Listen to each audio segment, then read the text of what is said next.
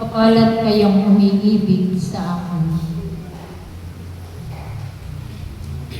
sapagkat may buhay na walang hanggan ang tatamuhin ninyo sa inyong mga buhay. Naparito ako upang kayong lahat ay bigyan ng kasiyahan sa inyong mga buhay. Kaya huwag kayong matakot. Kung kayo man ay nakakaranas ng mga pagsubok sa inyong mga buhay, nakakaranas ng kahirapan sa inyong mga buhay. Sapagkat ako'y naririto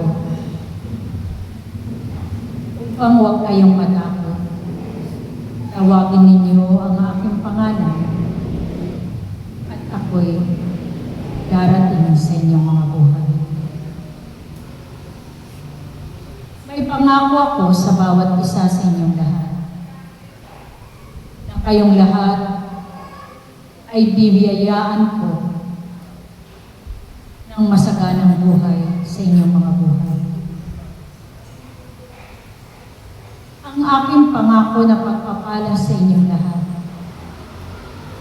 ito ay magaganap sa inyong mga buhay, sapagkat ito ay itinakda ko sa bawat isa sa inyong lahat.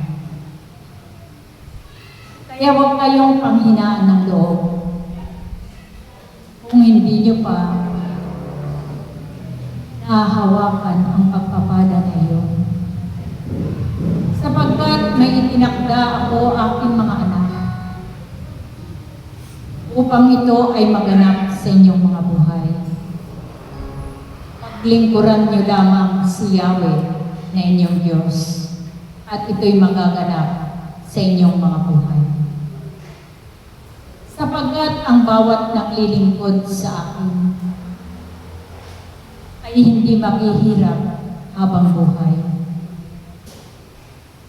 Patuloy ko kayong pasasaganain sa inyong mga buhay, higit sa inyong mga mahal sa buhay, sapagkat sa patuloy ninyong pagsasakripisyo ng inyong buhay para sa akin. Kaya hindi ko kayo pababayaan magpakailanman. Kaya huwag kayong mapagod, aking mga anak, sa paggawa ng mabuti sa inyong kapwa. Patuloy kayong magmahalan, magpatawaran sa bawat isa. Sapagkat ang nais ko sa aking mga lingkod na hinirang ay maging katulad ko kayo, maging kawangis ko kayo, upang maparangalan ang aking pangalan sa pamamagitan ng inyong mabubuting gawa. Kaya aking mga anak, naway makita sa inyo ang kababaan ng loob, makita sa inyo ang pag-ibig na nagmumula sa akin. Kaya huwag kayong mapagod na umibig, aking mga anak. Huwag kayong panghinaan ng loob. Patuloy kayong sumunod sa aking kalooban at tatamuhin ninyo ang pangako ni Yahweh na inyong Diyos. Mapalad kayong lahat, sapagkat kayo'y aking tinawag at hinirang sa kawan na ito. Kaya nawa, patuloy na ako'y inyong paglingkuran habang kayo'y nabubuhay at hindi kayo maghihirap habang panahon. Palagi ko kayong iniingatan sa inyong mga buhay. Kaya isalik ninyo ang inyong buhay sa akin. Huwag kayong lalayo sa aking piling, aking mga anak, sapagkat sa aking piling ay hindi kayo makakaranas ng kahirapan sa inyong mga buhay, kundi makakamit ninyo ang kaligtasan at buhay na walang hanggan. Kaya humayo kayo, pinupuno ko kayo ng karunungan upang humayo kayo sa sanlibutan ito at ipalaganap ang salita ng Diyos. Humanap kayo ng mga tupa na iaalay ninyo sa akin. At ito ay tatanawin ko na utang na loob sa inyong lahat. Kung si Yahweh ang magbibigay sa inyo ng lahat-lahat sa inyong mga buhay. Sapagkat batid ko ang bawat isa sa inyo na pinagdadaanan ng bawat isa.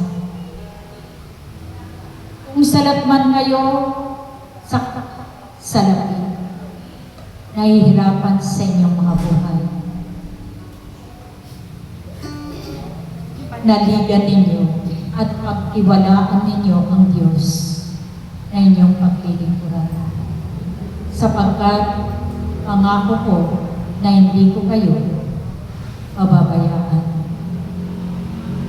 Pagkakalaw ko sa inyo ang kasaganaan sa inyong mga buhay. Magtiwala kayo kay Yahweh na inyong Diyos at makakamit ninyo ang pangako na pagpapala ng inyong Ama. Tandaan ninyo, aking mga anak, patuloy kayong manalangin sa akin at patuloy may pagkakalob ko sa inyo ang pagpapala sa bawat isa sa inyo. Sapagkat batid ko ang bawat kahilingan ng bawat isa sa inyo. Kailanman ay hindi ko kayo pababayaan, higit sa inyong mga mahal sa buhay na inyong idinadalangin sa akin. Kaya tandaan ninyong lahat, si Yahweh ang inyong paglilingkuran habang kayo nabubuhay at makakamit ninyo ang kasaganaan, mahabang buhay at pagpapala hanggang wakas ng inyong mga buhay. Salamat sa inyong lahat. Hanggang sa muli nating pagtitipan, aking mga anak na aking iniibig. Salamat sa inyong lahat. Praise